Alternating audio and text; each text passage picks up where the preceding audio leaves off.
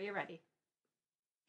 Oh, shit. Okay. Do you want me to stop it? Yeah. Actually, no. Keep it in. Keep it in. Keep it in. I gotta show everyone my flaws. Demons, ghosts, demons, possessions, demons, ghosts, demons. I'm gonna exorcise you. Hello, everyone. I'm Nicole, and Eric is here for moral support. Hello. We're recording another shorty. Let me start off. We ended the last one with me giving everyone a nice kiss. I'm gonna open it with the same thing. Okay. That was me giving you each a kiss on the cheek. With consent. With consent only. Okay. ASMR. Oh my god. Anyways, today's topic, Erica kind of already knows. Erica, you still want to guess on what I have to talk about? I forgot. Okay, cool. So, my body is like doing some weird shape thing because we're like recording on the bed still. Yep. Yes, surprise, surprise. This is still the same. We're recording 4 in one day. Same day. Yay. We're losing our shit. Oh god. Okay. Leave it all in. I want sushi. That sucks. I'll get it. This is later. us kind of just like hanging out with y'all. Yeah, we're just kind of like. It's like sleepover time. It is. This is like the sleepover weeks. 4 weeks of sleepover talk. This is a hibernation week. So when you guys listen to this, you all need to make sure that you're all cuddled in bed too. The lights dimmed. Maybe with a salt lamp. I mean, unless you're scared of what I'm about to talk about. No. This is the perfect thing. Just all right. So before you all listen to this episode, make sure that you're in bed. Hold on. I gotta get up close to this. We can't put the topic in the show notes. This is a surprise. This will be a surprise. So before you actually officially start listening to this episode, you need to lay down in bed. All the lights off. With all the lights off. If you want, you can have a nightlight. If you're really scared of the dark, you're allowed a nightlight. That's fine. You might need a salt lamp for this one. But get cozy in bed. And we recommend headphones. And especially with all the kisses. No. That was Erica. That's us tucking you into bed. Okay. That was an extreme kiss. I don't want that. All right, I'm going to turn it over to Nicole now. Okay, so today on our short Cryptid Corner, we're not putting anything in the show notes, so it's going to be a surprise to you. Yep. The reason we want you in the dark and in bed is because this one is the Grim Reaper. He's coming for you. Just kidding. So, is he a cryptid? Is he not? We're going to consider him one for this one today. As a lot of you do know, the Grim Reaper is a lord of death, a black-shrouded specter who appears when your time on Earth has come to an end. Although his personality and his works are as mysterious as death itself, one thing is for certain. He's not someone you want to meet anytime soon, unless you're me, Erica, or Stephanie. No kidding. Okay, yeah, it's not as scary as we made it seem. We just wanted to spook you a little bit. I'll make the next one spooky, I promise. Alright, so as we all kind of know, unlike certain earlier personifications of death, the Grim Reaper has a ghoulish appearance that has made him a favorite Halloween costume for generations. Kind of just like a basic look of him, the Reaper's look starts with a long black cloak. The cloak wraps all the way around the specter's body and shrouds his face beneath a deep hood. It is usually loose and tattered so that bits of black flutter in the wind as the Reaper moves. In his hand, the Reaper carries a scythe, a long pole with a curved blade fixed to the top. The scythe is traditionally used to harvest crops at the end of fall. In the Reaper's case, it is used to harvest souls at the end of life. The specter might also carry an hourglass, which he uses to measure the amount of time left in a life. Finally, he may travel on the back of a ghostly white horse or in a chariot pulled by white horses.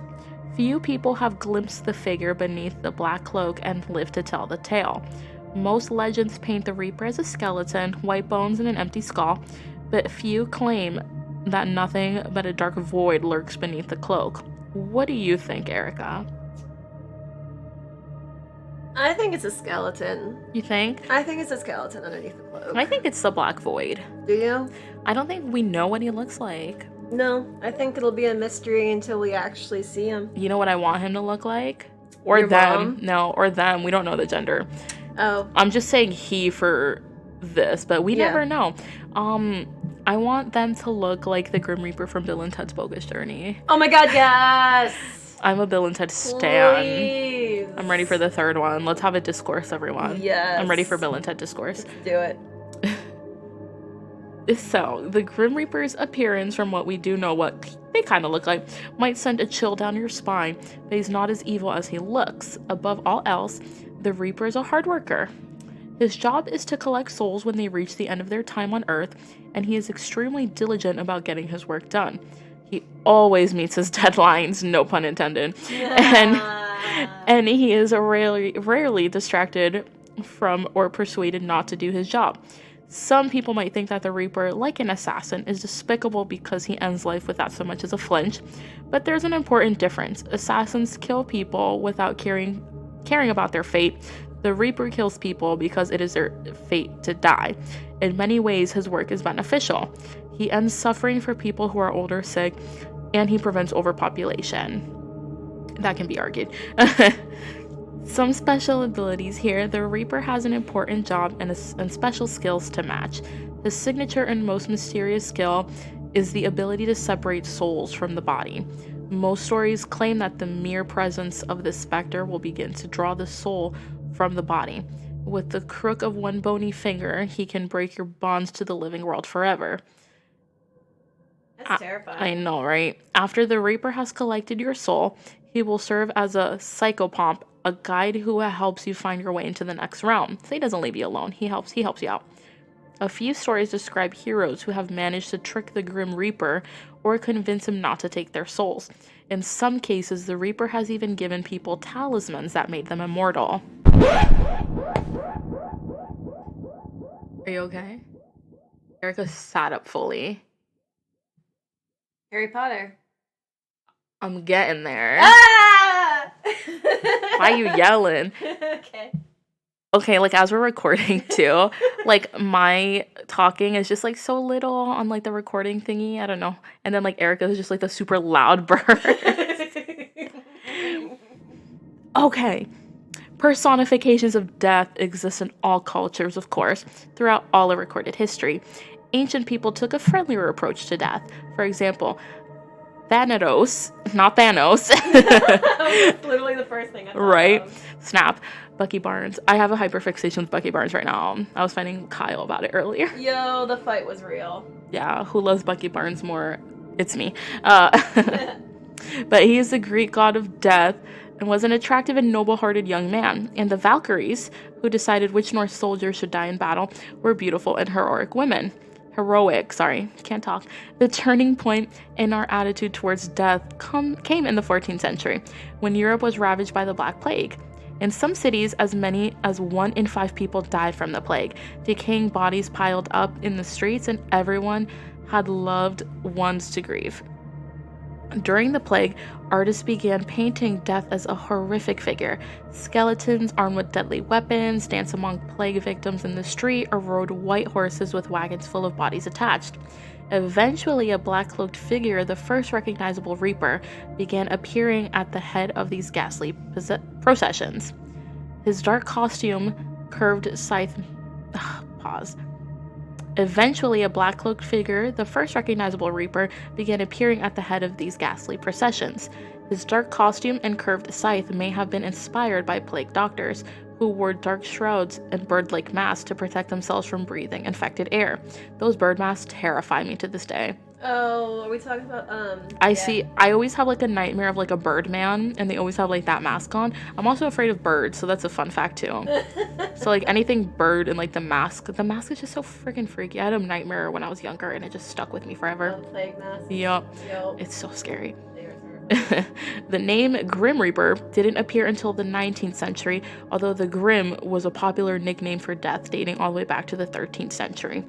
Some modern appearances. Today, the Grim Reaper continues to lord over our imaginations. He has become the world's most iconic personification of death. Fantasy and horror novels regularly pay homage to the Grim Reaper, Films like Scream and Goblin have played off his dark look, while books like J.K. Rowling's problematic Harry Potter and the Deathly Hallows, like how Erica said, the talisman there for sure. Yep. And Neil Gaiman's The Graveyard Book have added new stories to the Reaper's long legend. And that's it on the Grim Reaper. Yay! I hope you guys enjoyed that. I enjoyed it. Good. It was the best. Now, if you guys did listen to us and you're tucked in bed, that's a good night kiss. Good night. Good night. We love you. Sweet dreams. As we tuck you in. Cool. All right. Oh, yeah, you can find us. We gotta close it out. Yeah, and we're going to close it out. You can find us Everywhere. everywhere. You know the drill. If this is the first time you're ever hearing us and this is the first episode, I'm sorry. We're totally sorry, but you can find all of our info in the show notes. And on Facebook. And on Facebook. Okay, we love you. Bye. This is Cheers from the Grave. Bye.